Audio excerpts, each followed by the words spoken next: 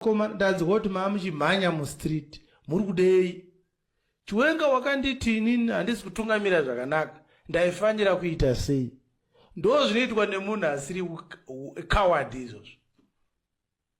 Isu tiri kutaura tiri pachena seizvo zvimasikata asi manheru. Kana vakatoti izvezvi Chiwenga uya tikuone. I can meet the president at any time of the day. I'm not afraid of him. Even though I have got marks and wounds and injuries in my body, which I know they were inflicted at their orders, I can still meet with them. I am not too angry to have a comprehensible conversation and a meaningful conversation with them. I can still talk to them. Because I'm not a coward. If you believe that what you are doing is right, and yet there's somebody telling you it is wrong, if you are not a coward, you will say, let us talk about it. Tell me, what should we have done instead of this you are criticizing? What was the better option?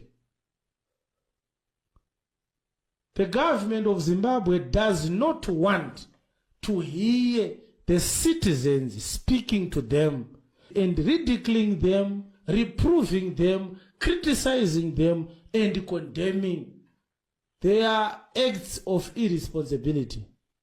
Instead of speaking to the people, the government of Zimbabwe unleashes violence, it unleashes genocide, it unleashes terror on the very citizens.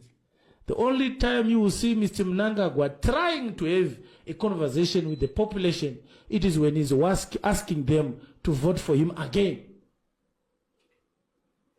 We are denouncing the girlfriend relationship that exists today between the government and the people of Zimbabwe.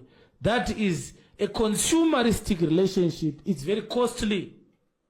And we represent the true church, which is going to continue to speak out and say, it is wrong for the president to decide when the people should be addressed. When should the people be listened to? When should he come to answer to the people of Zimbabwe? We are saying no to that. The true church is always going to speak out. The purpose of this advocacy is not necessarily to safeguard my life, Apostle Chiwenga's life. No. That's not the purpose of this advocacy. The purpose of this advocacy is to expose good and expose evil at the same time. We want the people of Zimbabwe to hear us, not in the service where we are required to preach about Jesus. No, this advocacy is an advocacy program where I am allowed to address the matters that we made this advocacy for. The safety of Zimbabwean people. What is right and what is wrong? How is it right and how is it wrong? If we are saying this is wrong, then what is right? This is the purpose. My safety has always been a gripping issue to us, the church. We have always had this issue. We didn't start to be harassed this year or last year by the state. We have been harassed by the state for the past 4 to 5 years. It's not something that causes us sleepless nights. We are used to it. We have accepted our fate that I can wake up dead any day. That's not what we are concerned about. Yes. We are concerned about a system that was designed